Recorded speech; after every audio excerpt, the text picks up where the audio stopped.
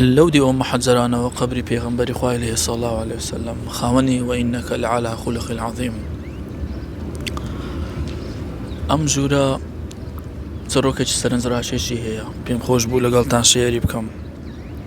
کاتی خۆی ئێرە ماڵی خاتو عایشە بووە، ژوورێکی تەقریبەن 4 متر بە 6 متر بووە، لە قوڕ دروست کراوە.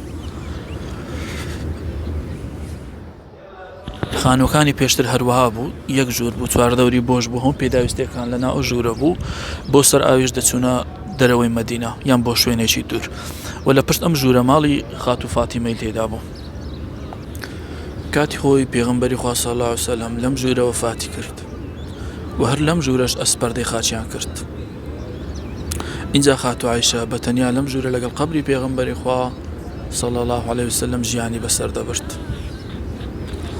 دوای 2 ساڵ ئیمامی ئەبوبەکریش وەفاتی کرد، بە هەمان شێوە ئەویشیان هێناتەنیش قەبری پێغەمبەری خوا صلی الله علیه وسلم ئەسپەردەی خاچیان کرد. بە جۆرێک ئەسپەردەیان کرد کە سەری ئیمامی ئەبوبەکر لە ئاستیشانی پێغەمبەری خوا بوو صلی الله علیه وسلم. اینجا دوای 10 ساڵ ئیمامی عومەری شەهید کرا. ئەو مینبەرەی کە ئیمامی عومەری لێ شەهید کرا نزیکەی هەر 10 مەترێک لێرە دوورە. پاشان پێش ئەوەی بە تەواوی گیانی بسپێرێت داوای لە خاتو عایشە کرد کە لەو شوێنە بینێژن لە تەنیشت ئەبوبەکر کە شوێنێک ما بۆ ناو خانووەکە.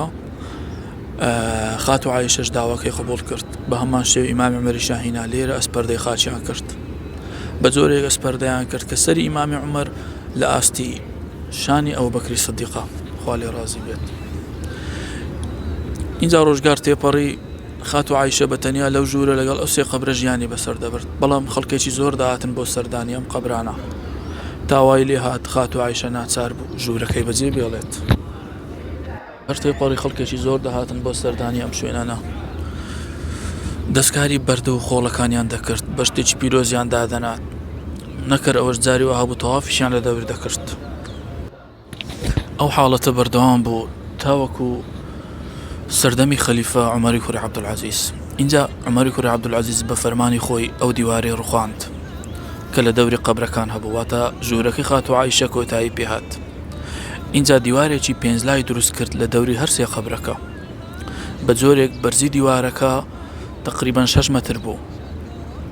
بەم شێوەیە کەس نەیدەتوانی بچێتە ناو قەبرەکان. ئەو دیوارە نە دەرگای هەبوو نە پەنجەرە، بە تەواوی داخرا بوو.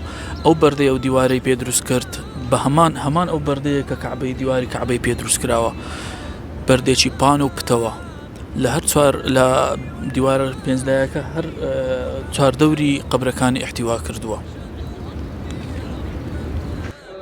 ئەو دیوارە هەتا ئێستا هەرماوە، تەنها تەعمیر دەکرێتەوە، نە پەنجەرەی هەیە نە دەرگا.